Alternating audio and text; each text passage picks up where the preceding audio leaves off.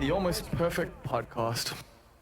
I know your dad was a super famous South African wrestler. My gran even knew who he was, and I assume like that's something that like actually like helped you get into the business. It was seeing it from a young age, but then what was it like being South African and learning this thing? Did you know that you could do it overseas? Was there anything on TV when you were growing up that you saw internationally?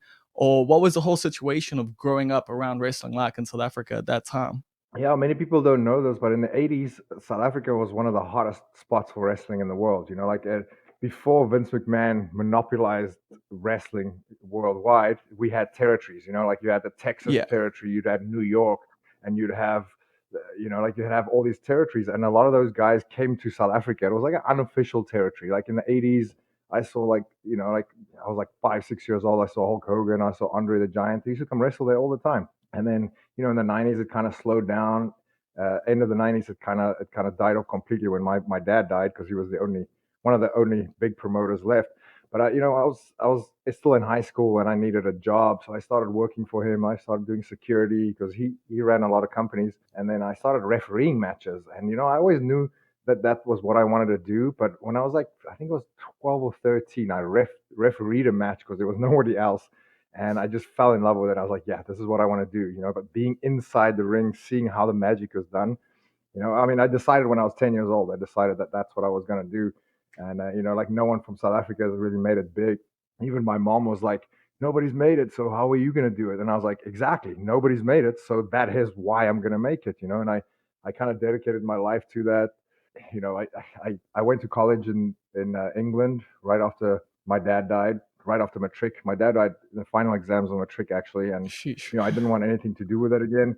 And I started traveling through Europe, and I went to a show one day and I saw AJ Styles wrestle Johnny Storm, and I was like, Oh, okay, I wow. need to get back into this right now, right now. So and I was already like 4 or 5 years into wrestling, but I took a year break to go to school, and then I started training immediately. Started training, did some shows all over, and then I got kicked out of England, moved back to South Africa, and at that time, a South African wrestling promotion got a TV deal. We were on SABC. I'm not sure if you can remember that. Yeah, I remember And that. I told myself, so I'm going to give myself exactly 3 years trying to get a WWE contract, right? And while everyone was telling me it's impossible, it's impossible, and I was like, all right, I give myself 3 years. I studied, I worked out, I got a job in the gym as a trainer, so I can work out 2, 3 times a day. I would wrestle every day. I would study tapes. It was a long, long journey for me. A lot of people get picked up in their first year or two, but it was 10 years of working really hard at that.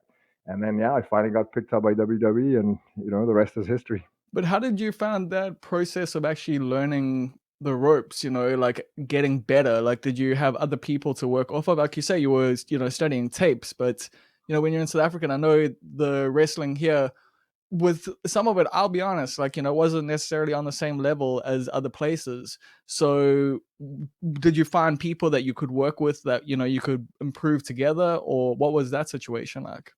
Yeah, there was a few people that kind of had the same mindset as me. A lot of them kind of got out of the business. I mean, Adam Rose, he was there Yeah, since day one with me, and me and him always he's had a got an good interesting connection. story. Yes, and we had a different understanding of the old school people, but we did learn a lot from them. And you even learn from people that don't know what they're doing, because you're like, okay, that's definitely not going to work. That's definitely what I'm not going to do.